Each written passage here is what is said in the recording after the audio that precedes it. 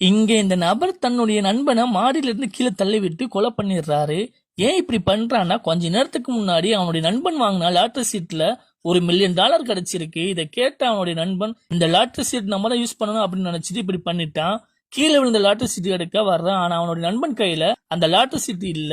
இவனை ரொம்ப நேரமா தேடி அதை கண்டுபிடிச்சிட்டான். ஆனா அவன் கீழே இருந்த நண்பனுடைய கையை லேசா அசைறதை பார்த்து அவன் பக்கத்துல இருந்த பெரிய கம்பி எடுத்து அவனை போட்டு அடின்னு அடிக்கிறான். அதுக்கப்புறமா யாருக்கும் தெரியாம துணியை சுத்தி கொஞ்சம் பக்கத்துல இருக்கிற ட்ரக்குக்குள்ள போட்டுட்டு அவன் கிளம்புறதுக்குள்ள மறுபடியும் அவனை போட்டு அடிக்கிறான். அவன் எந்திரிக்க கூடாது அப்படின்னு சொல்லி கொஞ்ச நேரம் கழிச்சு அந்த ட்ரக்குடைய டிரைவர் வந்து என்ன கதவு திறந்திருக்கு அப்படின்னு சொல்லி உள்ள ஓபன் பண்ணி பார்த்துட்டு பயந்துட்டு போய் அந்த வண்டியை எடுத்துட்டு கிளம்புறான். இவனை தன்னுடைய பைனாகுலர் மூலமா பார்த்து சந்தோஷமா இருக்கான். இந்த விஷயத்த அந்த டிரைவர் பாத்துக்கிடுவான். அவனுடைய வண்டியில தானே இருக்கா அப்படின்னு சொல்லி நினைச்சிட்டு இருக்கான். ஆனா அந்த ட்ரக் கொஞ்சம் தூரம் போன உடனே யூட்டன் போட்டு இவன் இருக்கிற அந்த மெக்கானிக் கடைக்கே வந்து அந்த பணத்தை அங்க போட்டுட்டு கிளம்புறாங்க. அடுத்த நாள் என்ன செய்யறாங்கன்னா, அந்த இடத்துக்கு போலீஸ் வர்றாங்க. இந்த சின்ன குழந்தை கடைக்கு வெளியே நின்றுக்கிட்டு ஆசையா கடைக்குள்ள இருக்கிற நெக்லஸ பாத்துட்டு இருக்கா. அப்புறமா அந்த கடைக்குள்ள போயிட்டு எனக்கு அந்த நெக்லஸ் வேணும்னு சொல்லி 4 காயின்ஸ் எடுத்து கையில கொடுக்கறா.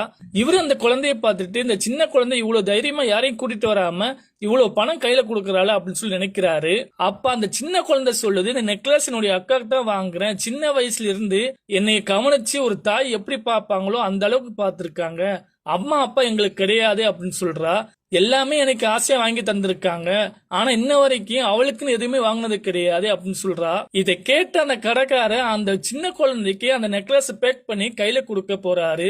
அதுக்கு முன்னாடி அந்த நெக்லஸ பார்த்து இது கொண்டு போகும்போது பார்த்து கொண்டு போ, கீழே தொலைச்சிடாம கொண்டு போ அப்படின்னு சொல்லி கொடுக்கறாரு. அந்த குழந்தையும் சரி அப்படின்னு சொல்லிட்டு அதை கையில வாங்கிட்டு ஆசையா சந்தோஷத்துல ஓடி போகுது. கொஞ்ச நேரம் கழிச்சு இந்த சின்ன குழந்தையோட அக்கா அந்த கடைக்கு வந்து, என்னுடைய தங்கச்சி 4 காயின்ஸ் தானே வச்சிருந்தா, இவ்வளவு விலை மதிக்க முடியாத நெக்லஸ கையில கொடுத்துருக்கீங்க அப்படி சொல்லி கேக்குறா. அந்த கடைக்காரர் சொல்றாரு, உன்னுடைய தங்கச்சி கம்மியா தான் கொண்டு வந்தா, ஆனா ஒருத்தவங்க மேல வச்ச பாசத்தை பத்தி சொன்ன உடனே எனக்கு ஒரு மாதிரி ஆயிடுச்சு. அதான் அன்பளிப்பு மாதிரி என்ன செஞ்சேன்னா கையில இது கொடுத்தேன், தயவு செஞ்சு கொண்டு போ அப்படின்னு சொல்லி அந்த பெண்ணை பத்தி சொல்றாரு. இங்க இந்த 2 சின்ன பசங்க ஒரு விமானத்துல ஏறி சந்தோஷமா விளையாடிட்டு இருக்கானுங்க. அந்த நேரம் பார்த்து அந்த விமானத்துடைய ஓனர் அங்க வந்து ஷட்டர் ஓபன் பண்றாரு. இதை பார்த்து 2 பேருமே அங்க ஒளிய ஆரம்பிக்கிறானுங்க. அந்த ஓனரா அந்த விமானத்தை எடுத்துட்டு கிளம்புறாரு. இவங்களும் என்ன பண்ணன்னு தெரியாம அவர்கிட்ட உண்மையை சொல்லி நம்ம மன்னிப்பு கேட்கலாம் அப்படின்னு சொல்லி ஒரு சிறுவன் வெளியே வர்றான். அப்படியே வெளியில வரும்போது அவருடைய இடுப்பு சைடுல ஒரு துப்பாக்கி பார்த்து பயந்து போய் மறுபடியும் உள்ளே ஒளிய ஆரம்பிக்கிறான். அந்த விமானம் கடைசியா ஒரு இடத்துல லேண்ட் ஆகுது. அந்த ஓனர் கீழே இறங்கி யாருக்கிட்டே பேசி கட்டுக்கட்டா பணத்தை வாங்கி அந்த விமானத்துக்குள்ள வைக்கிறாரு. அப்புறமா அந்த இடத்துல இருந்து மறுபடியும் அந்த விமானத்தை எடுத்துட்டு கிளம்புறாரு. இந்த பசங்களும் கிளம்பின இடத்துக்கு தான் போகுது அப்படின்னு சொல்லி நினைச்சிட்டு இருக்கானுங்க.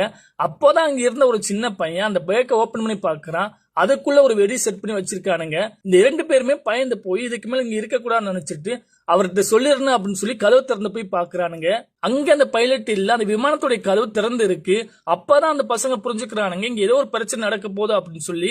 நேர பாக்குறேன், அந்த விமானம் பெரிய மலையில மோத போகுது. அந்த சிறுவனும் பயத்துல முன்னாடி இருந்த லீவரை பிடிச்சி இழுக்கிறான். அந்த விமானம் மோதாமல் மேல பறந்து போயிட்டே இருக்கு. அப்படி பறந்து போயிட்டு இருக்கும் போது அந்த வெடியை கீழே தூக்கி போடுறானுங்க. இவங்க ஏற்கனவே கேம் விளையாண்ட அனுபவத்துல அந்த விமானத்தை தரையில இறக்கிட்டானுங்க. இந்த ஒரு பெண் நைட் டைம்ல பஸ்ஸுக்காக ரோட்டோரத்துல அலைஞ்சிட்டு இருக்கா. 2 மணி நேரம் கழிச்சுதான் ஒரு பஸ் வருது. இவளும் அந்த பஸ்ல ஏறதுக்காக போய் நிக்கிறா. அந்த நேரம் பார்த்து ஒரு வயசான நபர் டக்குன்னு கீழே விழுகிறாரு. இவளும் அவரை பார்த்துட்டு அவருக்கு உதவி பண்ணலாம்னு சொல்லி போறா. பார்த்தா அவருக்கு ஒரு கண்ணு சைடுல அடிப்பட்ட மாதிரி இருக்கு. இவளும் சரி அப்படின்னு சொல்லி அந்த பஸ்ல கூட்டிட்டு போலாம்னு நினைச்சிட்டு அவரை தூக்குறதுக்கு ட்ரை பண்றா. ஆனாலும் அவர் எந்திரிக்கிற மாதிரி தெரியல. அந்த பஸ் டோரை க்ளோஸ் பண்றாங்க. இவளும் பார்த்துட்டு பஸ்ல ஏற பாக்குறா. அந்த வயசான நபர் அவளை ஏற விடாம ஆக்குறாரு. அந்த பஸ் அந்த இடத்த விட்டு கிளம்பிருச்சு. இவளும் எப்படியும் தட்டி விட்டுட்டு பிடிக்க பாக்குறா. ஆனா பிடிக்க முடியல. நைட்ல இவரை தனியா விட்டுட்டு போக மனசு இல்லாம அவரை தூக்கிட்டு நடந்து போறா. கொஞ்சம் தூரம் போன உடனே அவர் வெயிட்டா இருக்கிறதுனால அவர் இறக்கி விட்டுட்டா.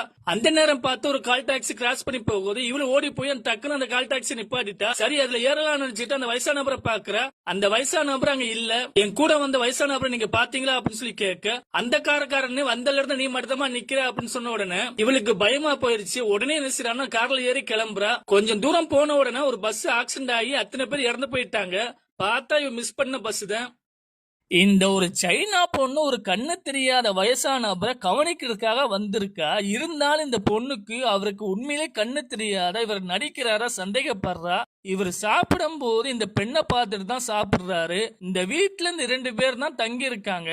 நைட் ஆனது ஹால்ல உள்ள லைட் ஆஃப் பண்ணிட்டு யாரோ நடந்த போற சவுண்டு கேக்குது. இவனும் டக்குன்னு திரும்பி பாக்குறா. இவளுடைய ரூம்ல யாரோ ஓட்டையை போட்டு வச்சிருக்காங்க. இந்த பெண்ணு இவர் தான் பண்ணிருப்பாரு அப்படின்னு சொல்லி நினைச்சிட்டா இதை எப்படி கண்டுபிடிக்கணும் அப்படின்னு சொல்லி அடுத்த நாள் இவரை வாக்கியம் கூட்டிட்டு போகும்போது ஒரு சோர பக்கமா விட்டுட்டு கையை விட்டுட்டா. பார்த்தா இவர் அந்த பக்கமா நடந்து போகாம நேரா நடந்து போறாரு. கண்ணு தெரியாத ஒரு நபர் எப்படி நேரா நடந்து போக முடியும் அப்படின்னு சொல்லி நினைச்சிட்டு இவரை கண்டுபிடிச்சிட்டா. இந்த பெண்ணை யார் வேலைக்கு அனுப்பிவிட்டாங்களோ அந்த நபரை கிட்ட போய் சொல்றா, எனக்கு இந்த வேலை வேணாம் அப்படின்னு சொல்றா.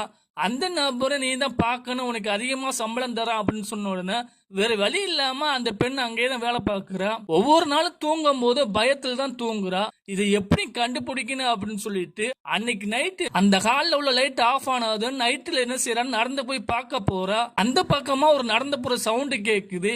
இவனும் ஒரு ஓட்ட வழியா எட்டி பார்க்கிறா.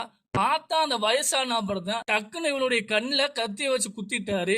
இவனு வலி தாங்க முடியாம அந்த கத்திய வச்சு அந்த வயசான நபரை குத்தி சாவடிச்சிட்டு அவரை சூப்பு போட்டு குடிக்கிறா.